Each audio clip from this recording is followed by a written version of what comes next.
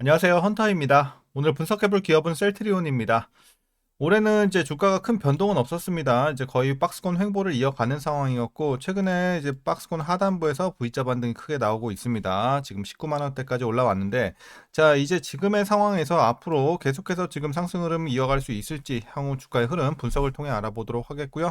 자, 이제 보유자분들 목표가 설정부터 물려 계신 분들 대응 방법, 그리고 신규 진입 관점에서까지 다양한 투자 전략 함께 알아보도록 하겠습니다. 자, 이어서 수급 상황입니다. 한 달 기준으로 개인이 팔았고요. 외국인은 중립 그리고 기관이 샀습니다.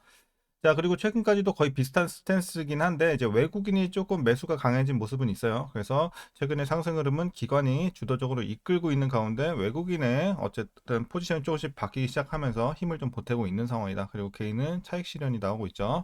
자, 이렇게 좀 보시면 되겠고, 이어서 신용 잔고를 보시게 되면 0.89, 과거 대비 조금 내려왔는데 어쨌든 양호한 수치 괜찮아 보이고요.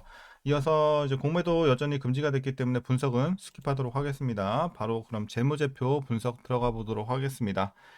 2019년도 매출부터 확인하겠습니다. 자, 1조 1 1조 8천 횡보 이후에 다시 또 2조 대 또 횡보, 그리고 계단식의 성장이죠. 그리고 올해는 3조 대까지 올라가고요. 내년 후년에도 꾸준한 상승 흐름 이어지면서 4조, 5조 이런 식으로 좀 우상향할 것으로 예상이 나오고 있습니다. 자, 영업이익 보겠습니다. 3천, 7천, 7천 마찬가지로 횡보 이후에 또 6천대에서 자, 어쨌든 작년, 재작년에 좀 눌렸어요. 6천대에서 횡보를 했고 올해는 또 계속해서 눌려가면서 5천대까지 내려왔습니다. 다만 내년에는 뭐 거의 3배 가까운 상승을 보여주면서 1조 5천 예상이 나오고 있고요. 그 후년에도 2조대. 그래서 엄청나게 지금은 올해를 저점으로 해서 크게 좀 반등할 것으로 기대가 되고 있습니다. 그래서 실적 모멘텀은 일단 연간 기준으로는 내년부터 진행이 될 것으로 보여지고 있고 단기 순이익도 올해까지 눌리는 분위기, 내년에 큰 반등 거의 뭐 3배 가까이 올라갈 것으로 보여지고 있습니다. 자, 분기별로 전년 대비 영업이익만 한번 빠르게 비교해 보도록 하겠습니다. 자, 지난 3분기에는 2,600에서 2,000 살짝 눌렸죠. 그리고 4분기부터는 본격적으로 전년 대비 올라갑니다. 180에서 2,700, 그리고 150에서 1분기는 150에서 2,800, 2분기는 700에서 3,400. 어쨌든 기저효과까지 누리면서 엄청난 상승을 이어갈 것으로 보여지고 있는 향후의 분위기입니다. 그래서 3분기는 저점, 이제 4분기부터는 굉장히 기대가 되고 있습니다. 자, 그리고 이제 매분기, 전분기 대비해서도 상승하는 점도 좀 우리가 긍정적으로 볼 수가 있겠고요. 그래서 실적 걱정은 지금 전혀 없는 상황입니다. 이제 이미 3분기 저점 잡았어요. 자, 그리고 이제 부채 비율 살펴보겠습니다. 30, 40에서 좀 머물렀고 최근에는 10대까지 떨어지면서 굉장히 안정적인 비율 보여주고 있습니다. 자, 전혀 걱정이 없고 ROE 보시겠습니다. 11, 17, 16, 13. 자, 과거에는 어쨌든 코로나 시기와 함께 이제 굉장히 좋은 이제 높은 수익성을 좀 자랑을 했었는데 작년부터 떨어지기 시작하면서 이제 올해는 2까지 떨어졌습니다. 그래서 사실 이제 최근에 수익성은 많이 악화가 된 상황, 그리고 내년에는 어쨌든 실적 반등과 함께 수익성도 크게 개선이 될 것으로 보여지고 있습니다. 자, 하지만 뭐 7, 8 요 정도기 때문에 뭐 나쁘진 않은 수준까지는 올라주겠지만 아직은 좀 두 자릿수 진입은 조금 더 기다려 봐야 될 것 같습니다. 자, 그래서 수익성이 개선되고 있다 정도의 의미를 두면 될 것 같고요. 자, 주당 순이익도 보시게 되면 올해까지 눌려가는 분위기에서 내년에 큰 반등 기대해 보면 되겠고요. 이제 배당 보시겠습니다.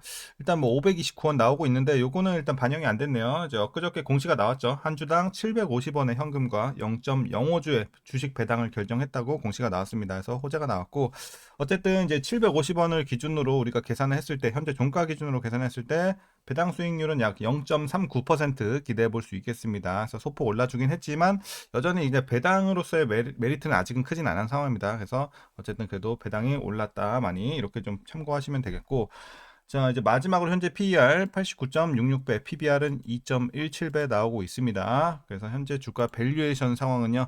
자, 지금 주가가 최근에 좀 많이 오르긴 했지만 여전히 저평가로 보고 있습니다. 여전히 이제 실적 대비 조금 싼 구간이다 정도로 판단되고 있습니다. 그래서 참고하시면 되겠고요. 이어서 동사 관련 이슈 한번 살펴보도록 하겠습니다. 자, 이제 방금 말씀드린 내용이죠. 한 주당 750원의 현금과 0.05주의 주식 배당 결정 내용인데 자, 이제 역대 최고 수준이라고 합니다. 그리고 회사는 이미 발표한 향후 사업 계획 대비 현재 기업 가치가 상당히 저평가 있다고 판단을 하면서 전격적으로 주식 배당을 결정을 했습니다. 자, 그리고 셀트리온의 매출 성장이 가속화하는 만큼 현금 배당을 확대를 하면서 이제 주주 환원을 강화한다는 계획이고요. 향후 투자 후 이익의 30% 수준까지 현금 배당을 확대하겠다는 이런 중장기적 목표를 좀 세우면서 앞으로 좀 기대가 되고 있습니다. 자, 그리고 셀트리온은 앞서 이달 결의한 약 5,600억 원 규모의 자사주 소각 결의를 포함으로 해서 대규모 자사주 소각을 진행할 방침입니다. 자, 올해만 총 두 번에 걸쳐서 약 7천억 원 규모의 자사주 소각을 완료를 했고요. 이어서 이제 내년 초에는 5,600억 원 규모의 자사주 소각이 진행될 예정이라고 합니다. 그래서 이런 부분 상당히 좀 주주 친화적인 내용 좋아 보입니다.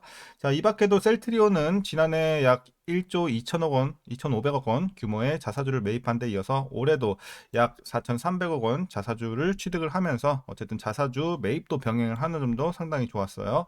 자, 이어서 이제 셀트리온은 진단키트 기업인 이 휴마시스와 1,800억 원 규모의 소송전 1심 판결이 이제 다음 달 16일에 나올 예정이라고 합니다. 수원지방법원 안양지원은 12월 변론을 이제 마지막으로 해서 지난해 1월 시작된 소송의 판결을 2년 만에 내놓게 되는 것인데요. 이 소송은 셀트리온 측이 코로나 진단키트 납품사였던 휴마시스와 계약을 해지하면서 두 회사 모두 서로를 상대로 해서 소를 제기한 건이었습니다.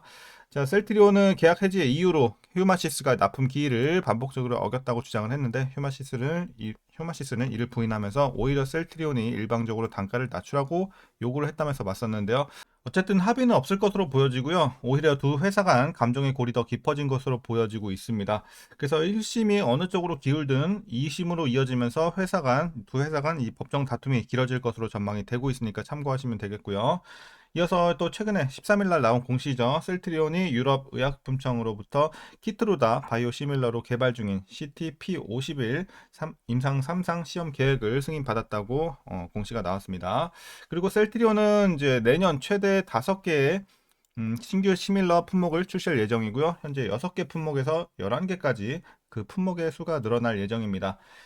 스테키마와 CTP47이 추가가 되면서 이제 자가 면역 질환 포트폴리오 강화가 예상이 되고 있고요. 옴니클로, CTP41 등으로 기존 항암제와 자가 면역 질환 중심에서 천식, 골다공증 등 다양한 질환군으로 제품군이 확대될 전망입니다. 그리고 기존 제품의 안정적인 매출 지속과 신규 시밀러의 매출 기여가 시작되면서 실적이 향후에 견조하게 성장할 것으로 보여지고요. 이어서 유럽 인플릭시맵도 램시마4의 높은 점유율이 유지가 되는 가운데 매분기 램시마 SC 점유율이 1에서 2% 증가하면서 전체 램시마 점유율도 꾸준히 증가함에 따라 실적에서 유럽 매출 기여도는 높아지는 중입니다. 자, 다만 24년, 올해 출시한 진펜트라는 3분기까지 누적 매출 86억 원으로 좀 아쉬운 실적을 보여주고 있는데요. 진펜트라의 부진은 예상보다 지연된 이 PBM 등재와 셀트리온의 낮은 브랜드 인지도 영향으로 좀 판단이 되고 있습니다. 그래서 이제 10월 3대 PBM에 등록을 해서 대부분 보험 커버리지에 등재를 마쳤고요. SNS, TV 광고를 시작하면서 브랜드 인지도도 개선될 것으로 기대가 되고 있어서 지금은 좀 아쉬운 상황이긴 하지만 향후에 좀 기대를 해보면 되겠습니다.